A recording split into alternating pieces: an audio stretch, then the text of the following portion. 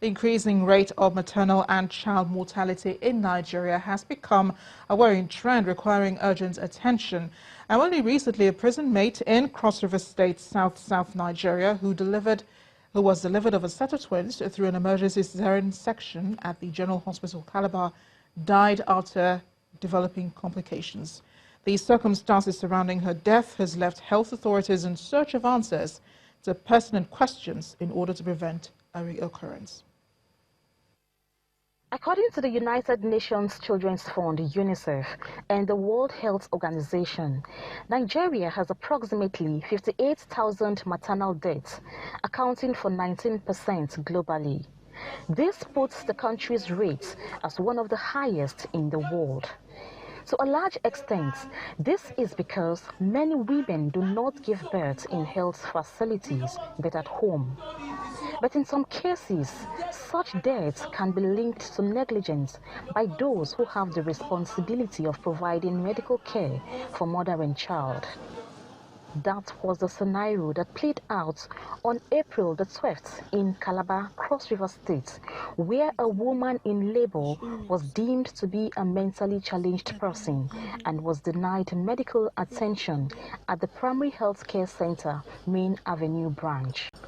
I was in labor. According to the victim, her inability to pay a fee of 20,000 naira infuriated a nurse who tagged her a mentally deranged woman. When the thing was happening, they see the way the nurse was beating me, they thought that I'm a really mad person.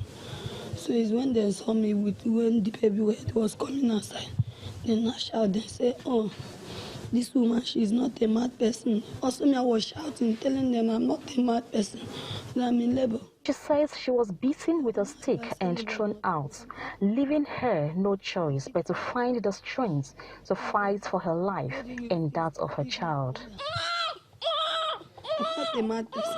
The new mother claims she was almost denied a bed space even after delivery, but for the timely intervention by a well-meaning individual.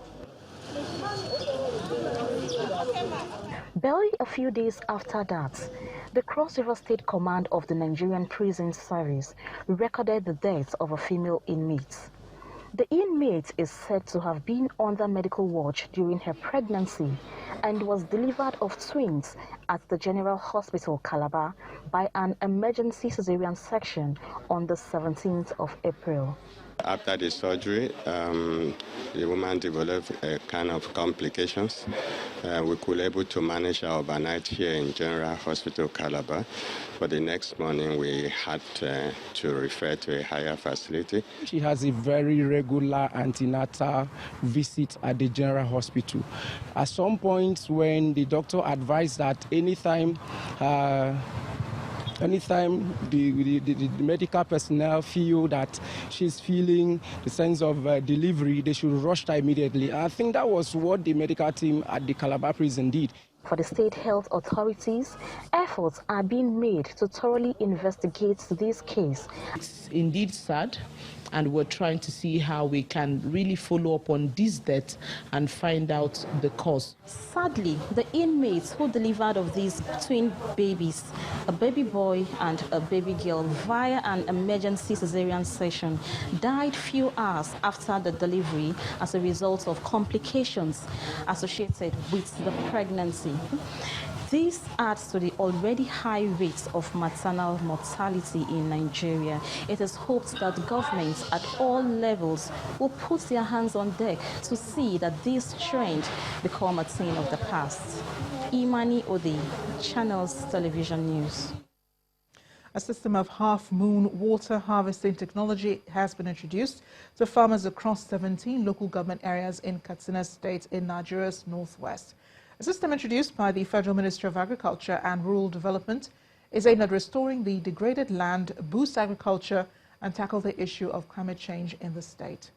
Our community report tonight examines how this innovation works and its benefits for farmers in arid communities.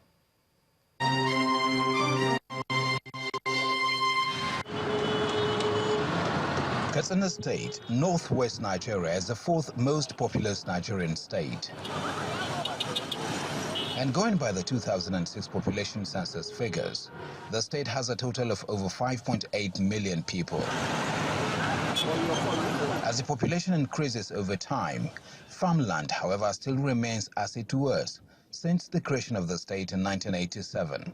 Hence, the introduction of half-moon water harvesting technology to farmers across 17 affected local government areas in the state by the Federal Ministry of Agriculture and Rural Development under the IFAD-CASP. We are now here in where the actual climate change activities is trying to showcase the way how a degraded land can be revived and make it fertile for production of crops. The Kasada set has 3 major crops: sorghum, cowpea, and maize. That's why we have a system of half-moon water harvesting structure, water harvesting technology. State Climate Change Officer Kabir Hannawi is here in Bawa community of Duse local government area of the state to demonstrate to the farmers how this mini water harvesting technology is applied on a degraded land. The main objective is to achieve higher food production, higher yield per output from a piece of land, which will, according to him, fight hunger and poverty. It is normally done on a barren, hard-pan and parched lands, which are not cultivable. This technology brings it back into production. You can see how we have started. The half moon is there, plot, and the tassa, that is the planting pits, is also here. So now we have done it together with the people, and then tomorrow some of them have given their land, they volunteered. Tomorrow we are coming back here to go into their farmlands and demonstrate to them so that they continue themselves. This technology has worked in Niger, Burkina Faso, and Mali. With the IFAD-CASP program, developing the state's agricultural potential will no longer be an uphill task.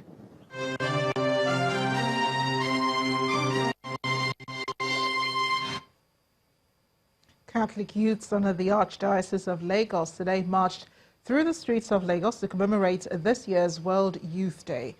The youth, numbering over 5,000, also used the occasion to campaign against vices among Nigerian youths, calling on young people to shun drug abuse, internet fraud, lewd music and other forms of decadence.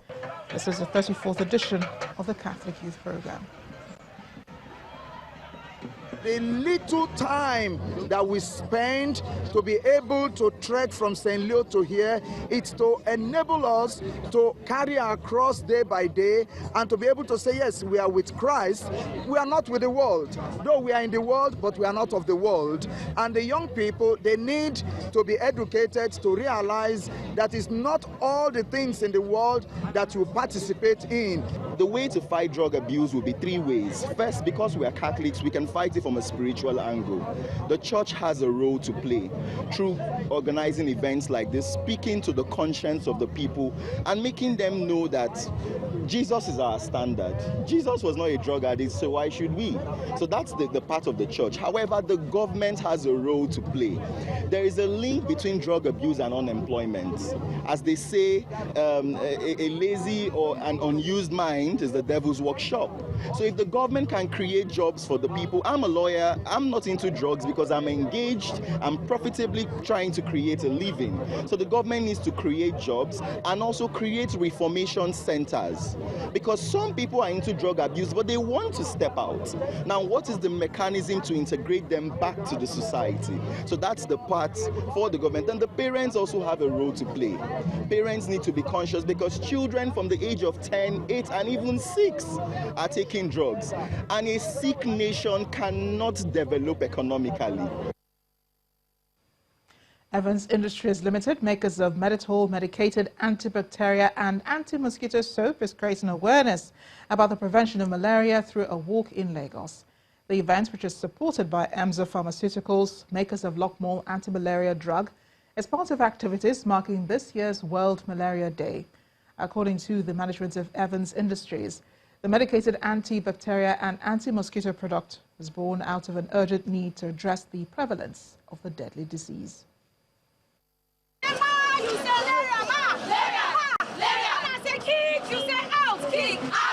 This walk from the National Stadium in Surulere to the National Art Theatre in Igomu is one against malaria in commemoration of the World Malaria Day 2019.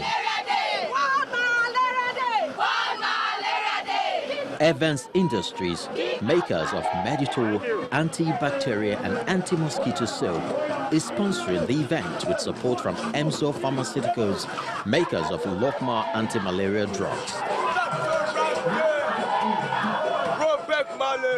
With the theme, Zero Malaria Starts With Me, the event draws participants from all walks of life, including the Lagos State government.